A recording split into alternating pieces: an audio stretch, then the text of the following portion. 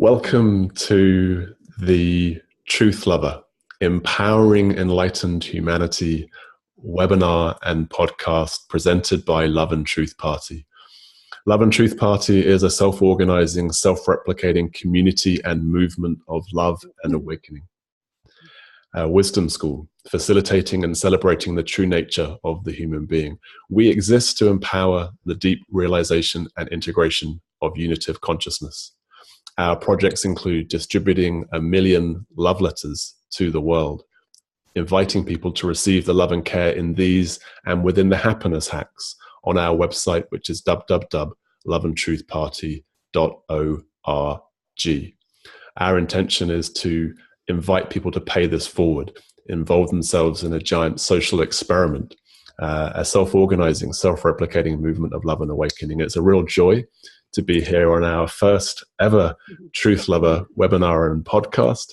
I'm joined by my co-host, Kristin Singer, and our special guest, Lynn Marie Lumiere. Kristin Singer is a teacher, a yogi, a mother, an artist. As you can see, for those of you that are on the webinar, the beautiful work behind her. And Kristin is going to introduce our special guest today, Lynn Marie Lumiere. Lynn Marie is a non-dual psychotherapist, author, and activist who is passionate about creating a new kind of activism that combines embodied, non-dual spiritual awakening with a direct action inspired and guided by true wisdom. Her work supports and facilitates waking up to the truth of our shared being and finding solutions in an infinite intelligence beyond our conditioned mind. Lynn Marie is the author of the upcoming book, Undivided Love, which introduces awakened relating and will be published by New Harbinger in July 2018.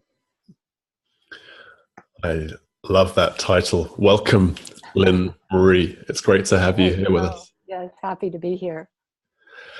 And such a rich topic, awakened activism. Just to share with our viewers, listeners, briefly, I was introduced to this concept. I was aware of sacred activism and so on at the Science and Non-Duality Conference. I walked into just caught the tail end of your talk, and I heard awakened activism.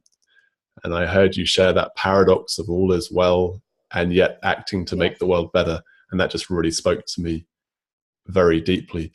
So perhaps as a starting point, what is awakened activism? What does this mean for you? Well, it's a term that I came up with, not so much to create something different or other than sacred activism, but just to have a different emphasis. And what I would call awakened activism includes everything that sacred activism is, and bringing spiritual understanding and wisdom and compassion to the issues that we're facing in the world. You know, being spiritual practitioners and not just coming into that deeper peace within ourselves, but taking that into the world and taking action in the world from that place. So awakened activism includes everything that sacred activism does. I'm just emphasizing awakened consciousness and empowerment. And that's why I love what you're doing, you know, empowering the enlightened being. It's all about empowerment in the sense that we actually are divine beings that are creating this reality. At all times, we're creating this reality out of our consciousness, because that's all that there is. And sacred activism doesn't necessarily include non-dual wisdom in the sense of knowing that we're all one being and that this is our consciousness and we have created this world as it is, and we're responsible for all of it, even the worst of it, and therefore we can create a new world as empowered creators as we come more into the truth of our being, which is really accessible right here and right now. You know, to access this beingness that's looking out of our eyes at all times is accessible. And then as we return to that repeatedly, we can learn to rely on that and move into the world from an infinite wisdom. Because the unprecedented evolutionary crisis that we find ourselves in is creating an imperative that we move to a new level of consciousness out of duality. So that's another aspect of awakened activism that may or may not be in sacred activism, which is moving beyond duality into the non-dual truth of our shared being, so that we're not approaching the issues as a separate self, being victimized by the circumstances in our world, or separate, has seen them as separate or other than us. It is all of us, and we are meeting it from a consciousness that's beyond duality, because the dualistic consciousness is what created the mess we're in right now, and we need to meet it at another level of consciousness. Aho, there's such a depth and richness, and I'm just feeling an excitement internally as we explore this. And I want to speak to something that I think many of our listeners and viewers will be aware of, and I know that you certainly are, in the non-dual communities that are common around the Bay Area and around the world. There are many beliefs and truths and insights that are often taken by the mind and made to be counter to what we're talking about. So they would include that the world is illusory. There's nothing there, so nothing really matters, or that all is well. This extraordinary realization as the fear falls away that all is ultimately absolutely well. Also that there's no one here, that the self is empty, there's no one doing anything. So how could we possibly be creating a world? So I wonder how that shows up for you, someone that's been in this community for these communities for a long time. How do you navigate that marrying of absolute truth with action in the relative world and these ideas of awakened activism? Oh, that's a good question, because those concepts they're often, those truths often become concepts and get misunderstood, because they are truths on an absolute level. On an absolute level, it's true that this is all illusory in the sense that it doesn't have an independent existence. It doesn't exist apart from the one beingness or consciousness that we all are. And it's also true that there is no one here in the sense of there really being an independent, separate self entity here that can do something. Yet we are here as these empowered creators and manifesting through a personality and a self. And it's the empowered creator, our true beingness, that's creating this world, not some idea of a separate self. And it's true that all is well. Absolutely all is well, even in the midst of, all of the dire situations that we see in our world right now. And at the same time, the movement of our being is one of pure love and compassion. It moves out of love and care for its creation to create a better world, to create a happier, more peaceful world. So it's all paradoxical. Ultimately, that sums it up, is that, non-dual wisdom is paradoxical. Both is true and neither are true. And, this is why it's difficult for the rational mind to understand how all can be well and still we must act. And I think there's a nice intersection that maybe offers a lens which could be helpful for us as we all explore this, our viewers and listeners included, is that the experience, the realization that all is well, when that is present in the nervous system of an individual, we are in that moment, wherever we are, offering, we could say, the vibration or the presence of peace, of a lack of panic. And so we can see quite simply, well, there's the paradox, there's an intersection of it in our awakened activism. Yeah, if I receive some terrible news or there's some great drama happening, and yet there's a capacity to show up present and peaceful and non-reactive and aware of our shared being rather than any particular narrative or defense pattern or whatever that might be coming up. So we see that apparently passive realization is in itself a dynamic contribution to the peacemaking and to the enlightening of the world, if you like. Yes, it's actually an necessary, essential ingredient to the peacemaking, is to bring that vibration of our higher nature to the world. The world, as quantum physics is telling us, it's all energy frequencies being created by our consciousness, being formed and molded through our consciousness. So raising our frequency is one of the most important things that we can do.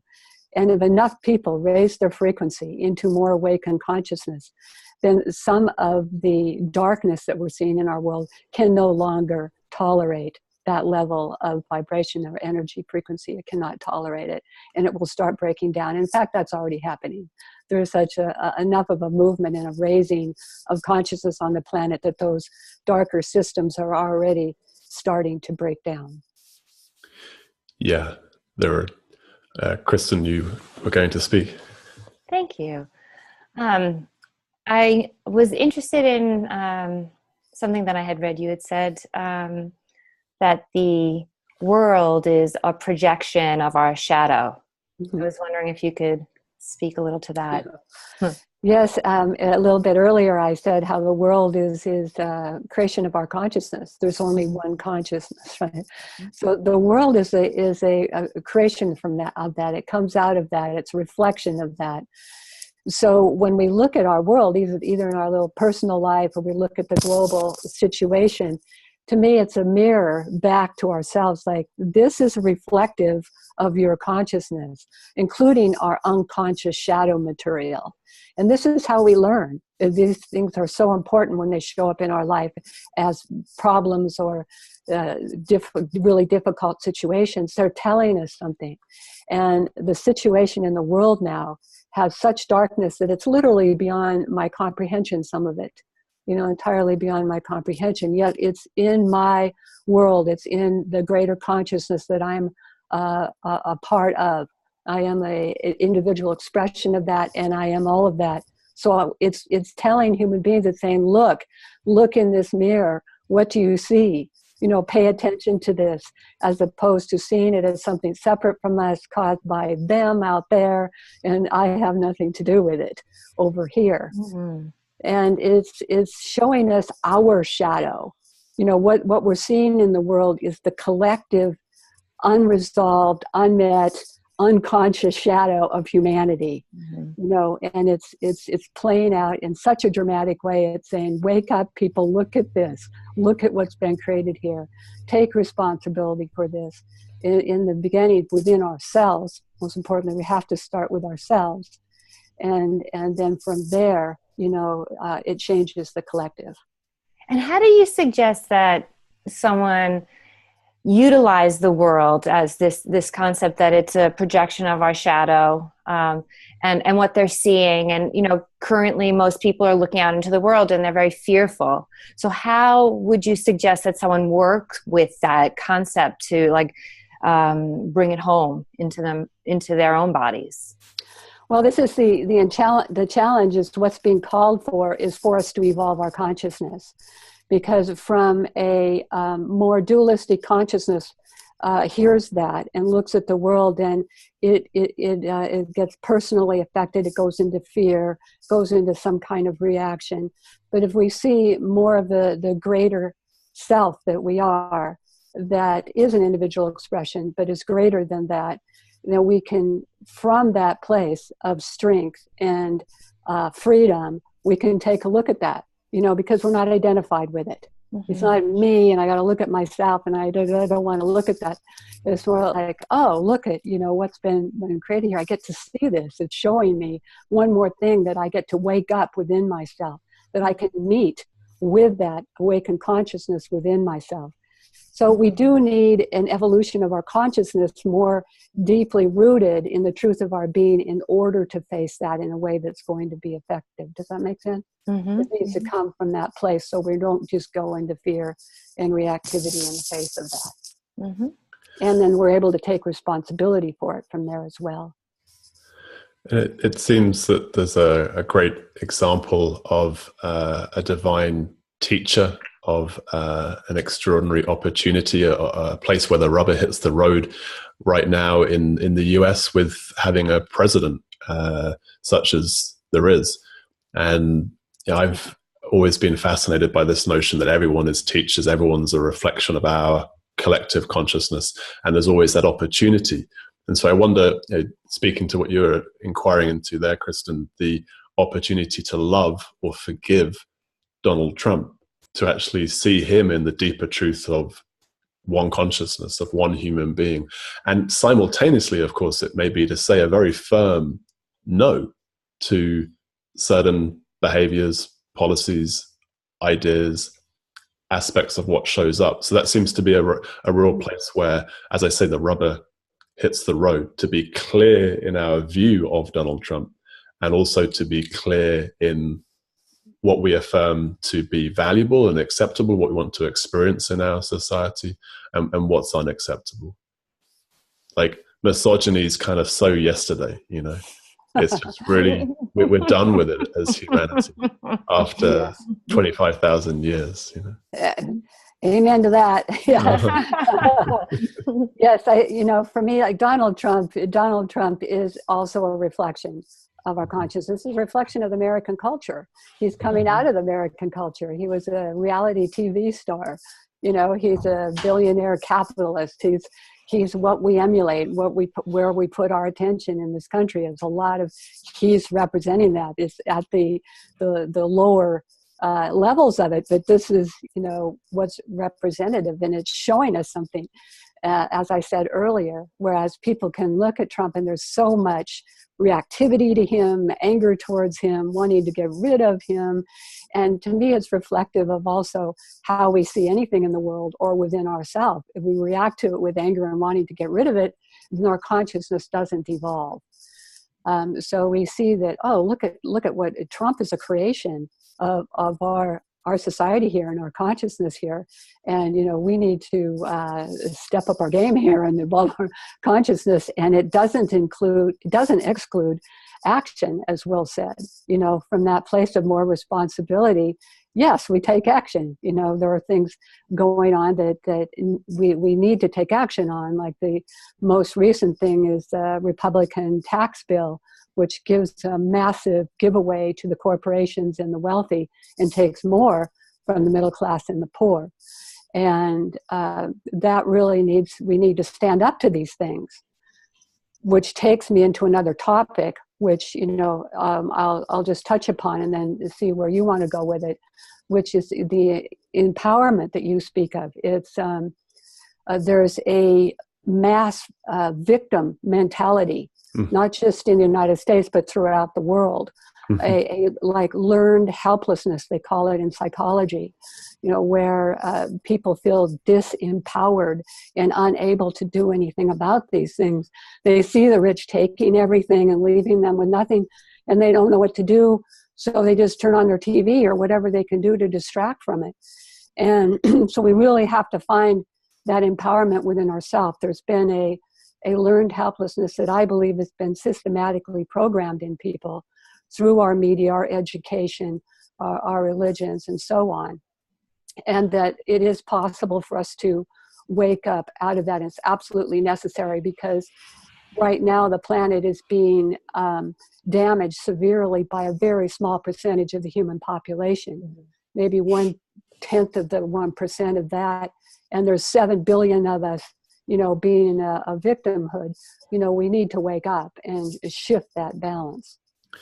Yeah, there's two pieces there that just really land fully in my experience. One is that the tax cut situation, it's such an explicit expression of how the system is rigged and set up and is being run by a small minority to serve a small minority.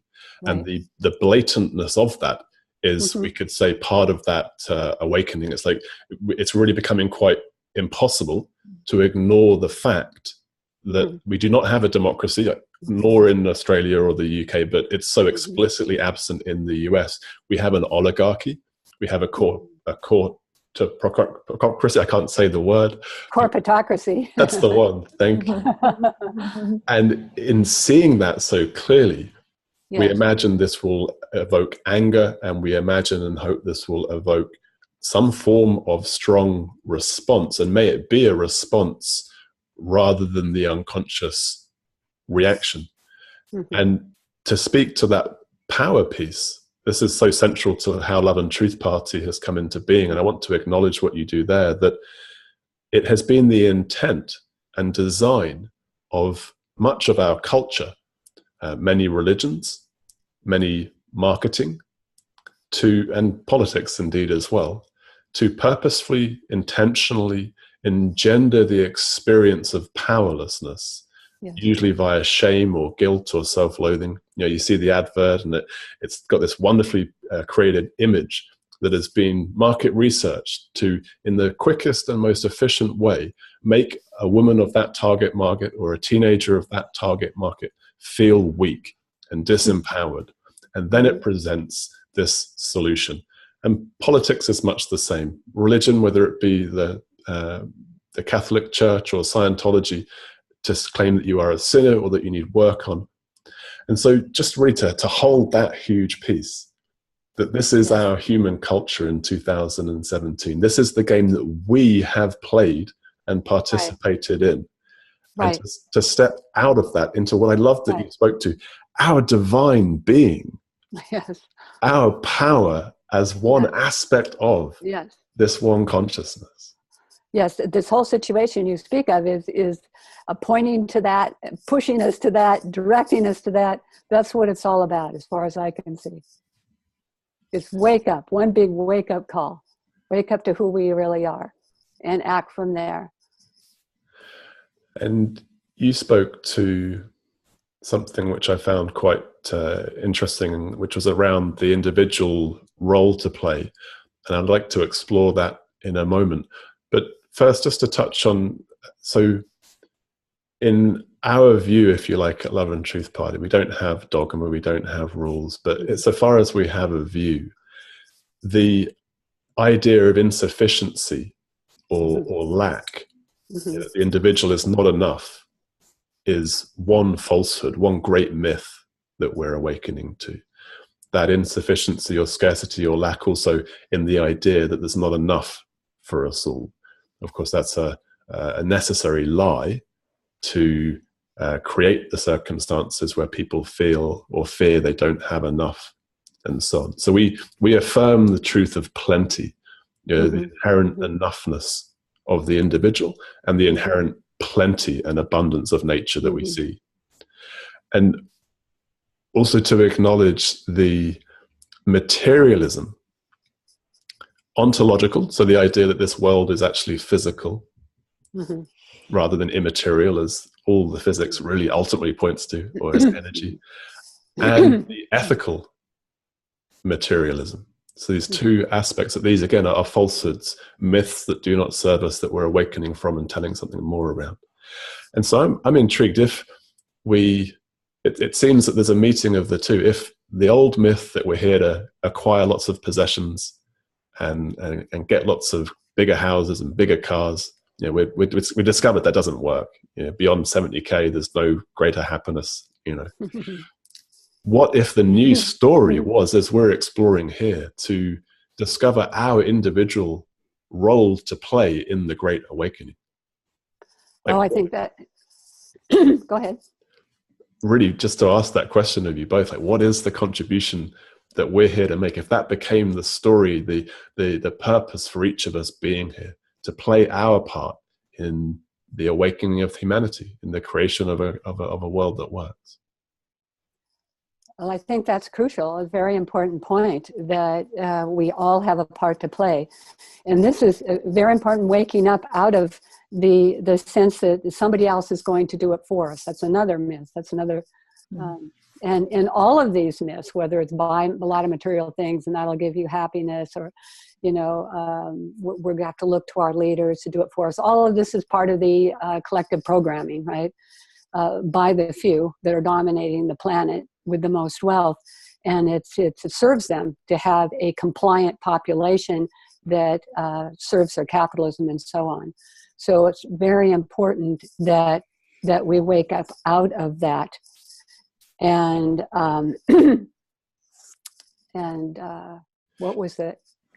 It seems, as we speak to that it creates an interesting thing to be aware of, because what that naturally evokes, potentially, is an identity as the savior, or as the one that is going to save the world, change the world. And this is something I've been aware of. I've started this movement, this community, and to not take on that identity, or to see it just as a role to play. So I wonder if we can speak to that, explore that. What is it to hold that non-dual wisdom of the nothingness, the emptiness, whilst playing the role of the world changer, the awakened activist?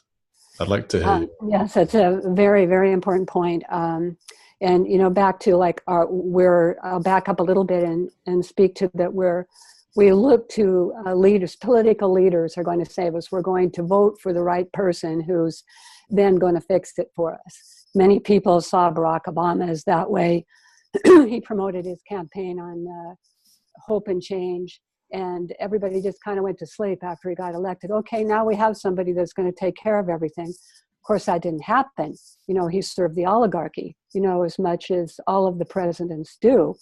And that woke up people somewhat. But we have to see that, no, we're not going to vote for somebody that's going to do it for us. It's us. And as we awaken more to our true nature, then we simultaneously awaken more to our calling, what we're here to do. Each one of us has a unique part to play. But we need to wake our consciousness up enough to even see it. At more identified dualistic consciousness, we're still more in I'm not good enough, and this is wrong with me, and so on, and all of our conditioning. We need to, see beyond our conditioning enough to get in touch with our gift, our calling, what we're here to do. And no matter how big or small it looks to the mind, whatever it is for us as an individual is the most we could offer the planet, because it's ours. It's this particular expression offering its gift to the collective. And as we each individually come into that calling and manifest that in the world together, if enough people do that, that will shift the direction that we're going on the planet right now. I love that. I'm with you. And it feels to me like one of the things that gets in the way for people is one of the old stories of we need money and stuff. And so it keeps us on this hamster wheel of going to the, corporate job and making the money and keeping this whole thing rolling forward. And people sort of get completely absorbed in there. And it's hard to remember what is it? So what is my purpose beyond survival, right? Because the stakes of survival have gotten so high. In other words, we need so much in order to just survive in San Francisco or Oakland, right? And so this idea of coming to that place where people can identify purpose as their joy, as what brings you joy. And what brings us joy, it's not always evident and clear how what brings us joy would create change or bring us enough money to survive. And so I feel like even the exploration of what would bring me joy gets halted, gets stunted because of this myth of materialism. Right. And yeah, that's an important part of the programming. And because as Will mentioned earlier about infinite abundance, this is an infinite universe creating continually infinite abundance. There is no lack anywhere. That's a complete myth. It's not true at all. But we've been programmed to think that way. And we get into a reality of well, my joy would be to be an artist, but I can't do that because I won't be able to pay my rent. And it's a real challenge that we can only meet again with more awakened consciousness. It keeps coming back to awakened activism being how much more can we awaken our consciousness to what's actually true. If we're actually seeing through the vision of the truth of infinite abundance, then we don't buy into that programming as much. And we can bring ourselves back to our joy. In fact, following our joy is one of the main doorways to our calling. We follow our joy, and that's, the pathway to, what the calling is. And then when we find our calling, I realize I didn't address this from Will earlier, that it's not, that there's no doer and there's no one here, but yet I want to change the world. No, the one that's going to change the world isn't the little separate self-imaginary doer. It's the one doer that is moving everything in the universe. That will do it. Right. And to recognize that we are that one being. We are ultimately connected to source. We are expressions of that one divine being. And it seems a timely moment to point to an aspect of our love letters. So this is one of our sort of mechanisms of play and of awakened activism. And we've got that quote from Einstein in which you can argue as to whether he said it or not, but this question as to whether the universe is a friendly place being an important question, getting to those really fundamental narratives and programmings and conditionings we have. And of course, to shift from a place of dog eats dog, everyone out for their own survival, death is this terrible thing that could happen at any moment, and so on, to a recognition of our infinite and eternal being living in an abundant universe that in playful and observable experiential ways supports our expression and service and contribution. Yes. Is a fundamental change in our storying of what reality is and what this world is. And I wanted to point to something. I'd like to hear your thoughts on this. The kind of essence of that individual. So you or I, any of us and anyone listening and watching, when we cultivate and move into a place of deep self-love and appreciation, including welcoming residual shame patternings or whatever, like really bringing that gentleness and that compassion and that love to our own being, to our own selves, we're kind of undoing the mainframe of the collective matrix or the egophrenia that we're collectively suffering from and experiencing the effects from. Because when I'm in connection, when I'm connected, when I'm in love, in the love that we are, we could say, I'm impervious to the advertising or to anything else. So it seems like you were asking Kristin about like where do we practice this? And it seems that perhaps in our own self-love, there's actually something political. Yes, it is. All of it is. Coming more into our self-love is political, coming into the peace that we are in the midst of it, coming into our true abundance and infinite power is part of it. All of that's political. And what awakened activism looks like in terms of action isn't necessarily political action, marching down the street with a sign or doing something political. It's doing what this expression is moved to do for the whole. So it goes bigger than social and political action, actually. Yeah, I love that you speak to that. And one of the things we're playfully attempting to facilitate and encourage with Love and Truth Party is to do whatever that is for an individual, to be a new earth ninja, to playfully create in the world, whether that be knocking on the door of the elderly person down the street who you know to be lonely and would appreciate that connection, or a meditation flash mob, or if anyone can get a love letter to your politicians, to Donald Trump, I think they need some love as well. So bringing this spirit of play also into acting. Yeah, definitely. Yes, it doesn't have to be very, very serious. And, both sacred activism and awakened activism, which really is the same thing. I'm just putting a particular emphasis in there. They're both very different from conventional activism, which often is not playful, gets very serious and intense, and people can get very burned out, right? And come from more of a place of anger and outrage and fear and fighting against and, anti this and anti that. And so that's also what we need to move beyond in a form of social and political activism that comes from the understanding that all is well, and yet we're moving from this deeper wisdom in a loving and playful way to facilitate a better dream, a better dream for all of us. It feels almost like we need some, like, new languaging, right, for activism, because it does like, we resist, right? There's like these words that are out there that are associated with change that have to do with fighting against, like you said, and resisting, and it's that feels different than what you're talking about here, and finding those, I don't know, maybe you have.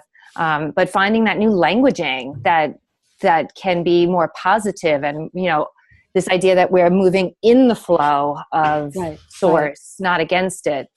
Yeah, that's a beautiful way to put it. And it's challenging because the English language, probably all languages, are inherently dualistic. So it's very difficult. And the rational mind is dualistic. And when I just wrote my book, Undivided Love, it was extremely challenging to write about non-dual wisdom in language, because it really can't be written about or understood in that way. It's so paradoxical. But we have to do the best we can to use language and come up with a new language, a new paradigm. You know, we absolutely need a new paradigm.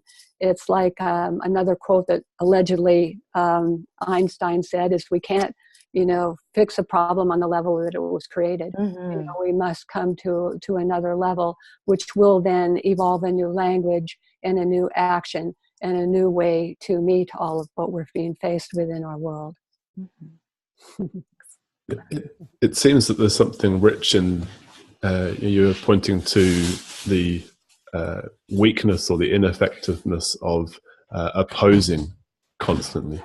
Yeah, this is quite a common theme, that there's no point in going on an anti-war rally, but a peace rally. Yeah, to be affirming what we value, to be drawing our attention to what we appreciate. Yeah, really getting clear as a collective that we appreciate, for example, kindness.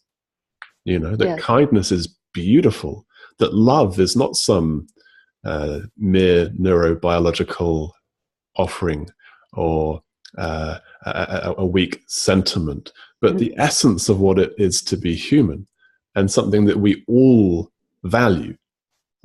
Donald Trump wants to be loved. I want to be loved. We all love being loved. We all love love. We all are, in a sense, loving.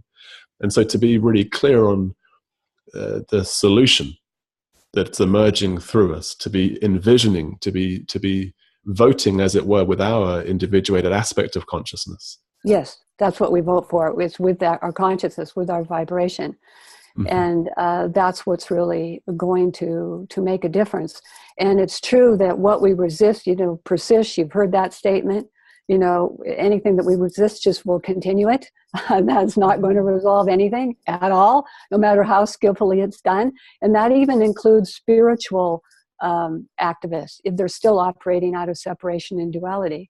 You know, and that's another little distinction there with the awakened activism, is that we get out of the separate self-identity and create something that is not anti, that's not resistance.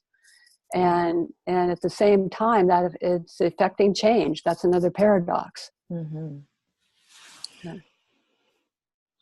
Yeah, it seems to be a fundamental shift. And you mentioned quantum mechanics, you know, this recognition that we still really haven't integrated into our cultural view 100 years on, that there is an act of creation. You know, this Wigner's, you know, one of the 11 main interpretations of quantum mechanics. It's not woo-woo, it's not new age, it's actually pretty firm, solid physics, this particular interpretation that the collapse of the wave function is the observer.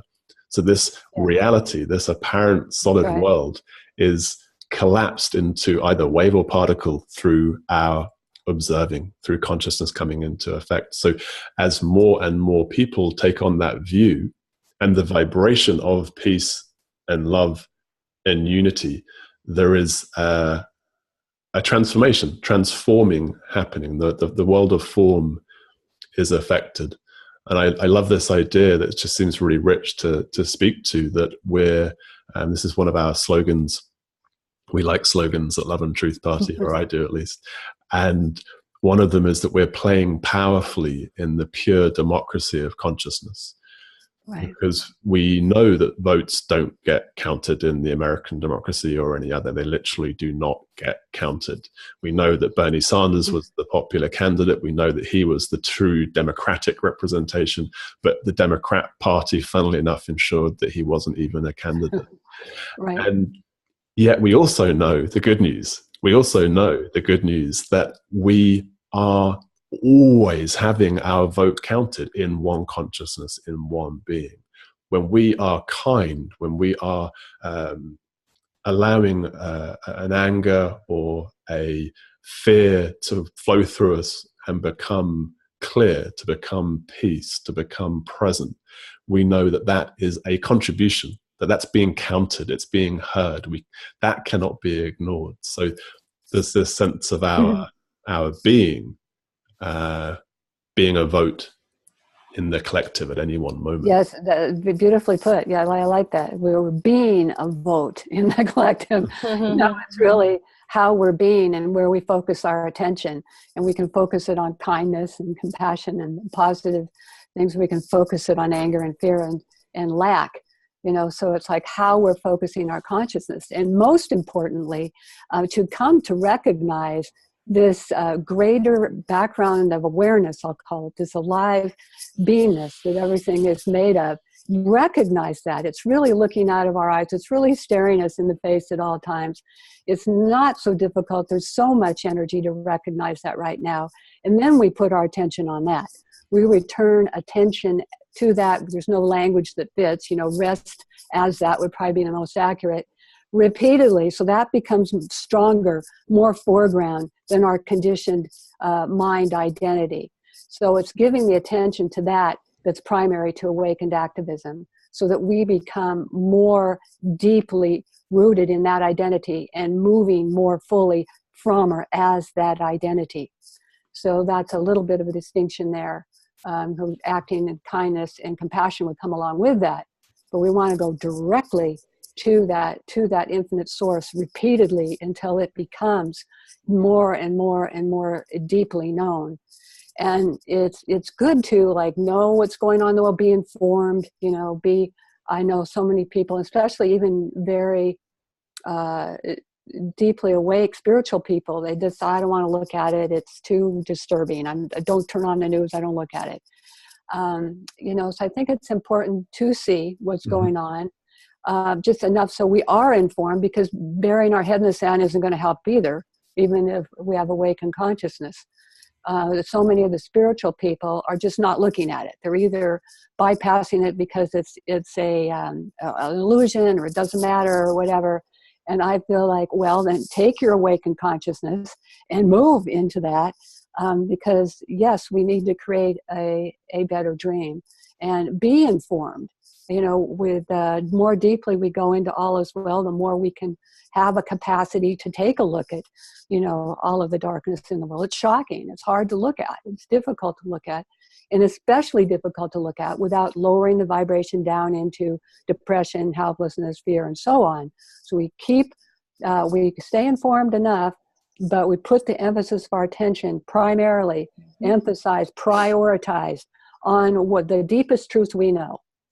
And if we can go directly to awakened non-dual awareness, we go there as much as possible. If we can't get directly to there, we go to an act of kindness, or what is the deepest truth in any moment that you know, and you emphasize and prioritize that. I think that's primary to what I would call awakened activism. Yeah, and it speaks clearly to the need and the comparative as above, so below of our personal shadow work, our capacity to meet and greet and face, bring into the light our own darkness, greed, hatred, fear, shame, and all the rest, and to bring that same capacity to the outer world, to look at it and to love it, to love the darkness, to love the madness, to love the craziness. And something that was so powerful in what you were speaking to about the realization of consciousness as this.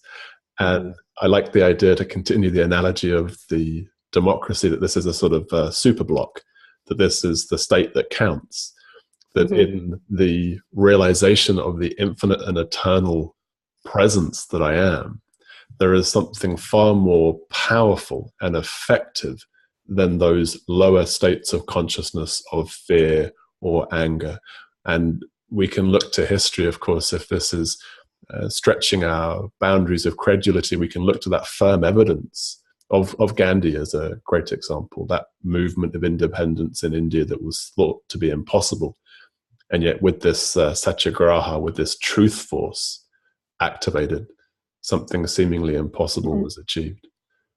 I think that there's a very important point that got brought up in what you just said, is that now I've forgotten what it was.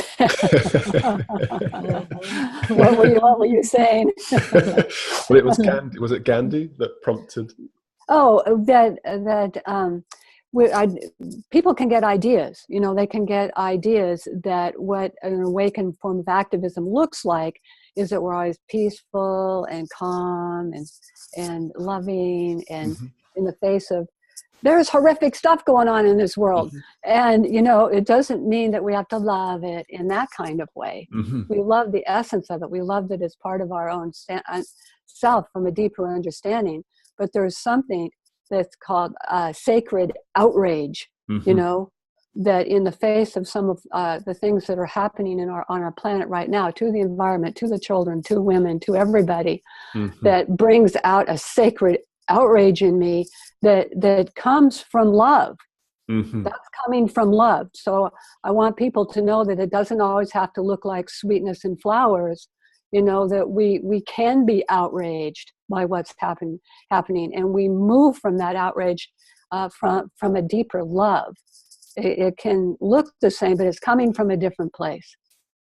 Yeah, I love that you bring that up. And it's a question I've really been exploring, and like, is outrage helpful? And it can bring up different ideas and vibrations and feelings, but I fully concur with this notion that there is a sacred outrage, that there can be an anger that is a profoundly wise and loving movement. And it brings to mind a teacher of mine who spoke about, who put it this way. He would say that if you attack my child, if you put my child's life in danger, I will break your neck if necessary to save my child's life, and my heart will break as I do so.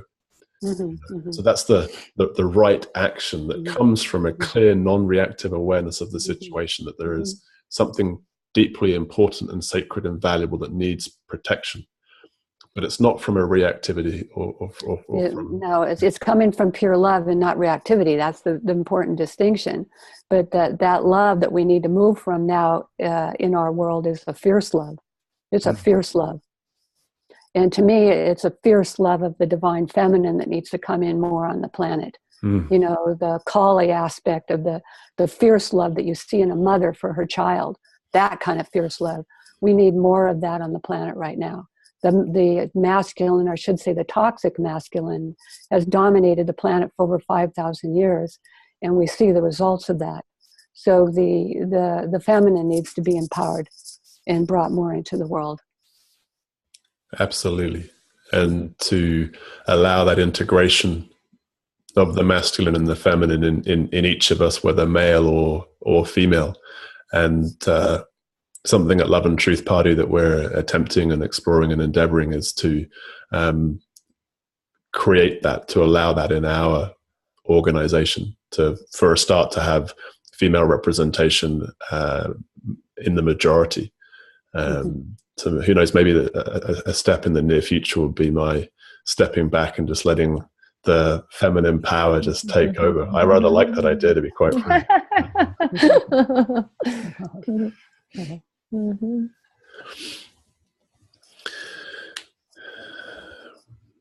So it feels like we're reaching a natural place of completion around a topic we could explore for days. And I feel there's a great richness in this notion of awakened activism, and some pointers to how that might look for us individually as we show up in the world. And hopefully Love and Truth Party can be a vehicle that people can use. Hopefully Undivided Love, when your book is released, will be an opportunity. I want to speak also to Kristin's wonderful integration of art and yoga that's happening. You can check out Kristin's extraordinary offerings in this regard as well. So really to honor each of our individual contributions to create a more beautiful world. And you had a lovely prayer, a Native American prayer. I'm sitting here in Melbourne, Australia, to take a moment to acknowledge the Wurundjeri people that own this land, that are the original peoples of this land. Lynn Marie, I believe you have a Native American prayer that it feels timely to share. Yes, and I really honor the natives to my country, and offer my deepest apologies to them for how they've been treated in this country. It breaks my heart. And they had, many of them, not all of them, but many of these tribes had a very deep understanding of the sacredness of life and of the earth that we could learn from still. And this prayer comes from the Ojibwe tribe. It's grandfather, grandmother, look at our brokenness. We know that in all creation, only the human family has strayed from the sacred way. We know that we are the ones who are divided, and we are the ones who must come back together to walk the sacred way. Grandfather, grandmother, sacred ones, teach us love, compassion, and honor, that we may heal the earth and heal each other. Aho. Aho. Thank you so much, Lynn Marie, for joining us today. Thank you, Kristin, for joining us today. I want just to ensure that your website is given mention, Lynn Marie. And I believe you've got two websites, lynnmarielumiere.com. And can you remind... Well, Awakened therapyforawakening.com is connected to lynnmarielumiere.com. Right. And I think I'm just going to go with lynnmarielumiere.com, which will include the therapy work I do, events I offer, and the book. So lynnmarielumiere.com. Beautiful. I really appreciate you giving your time. It's been fun exploring with you both. By way of closing, I want to draw attention to these love letters, and to say, if you've enjoyed this production, to our viewers and listeners, and would like to support the creation of more similar programming and feel resonance with the call to be of service to an emergent human culture, please join us. You can download love letters, you can print your own love letters, sign up for our newsletter, like and follow us on Facebook, Twitter, and Instagram, and even consider a financial gift at loveandtruthparty.org. You can become a regular supporter or make a small gift and help fund our future media productions and webinars. And to say thank you to all our supporters and contributors. Already dozens and dozens of people have taken the time and energy to allow Love and Truth Party to be what it is, and to allow this TruthLover webinar and podcast to come into form. So I'm deeply grateful to all of them. The Love and Truth Party website again is loveandtruthparty.org. Let's enjoy being New Earth ninjas, whether it be creating an organic garden or handing out love letters or meditation flash mobs on the streets, or whatever form that takes. Yes, thank you. Thank you. Thank you all, and we'll see you next time on the TruthLover webinar. Okay. Powering Enlightened Humanity. Thanks, guys. All right. Bye-bye. Bye-bye.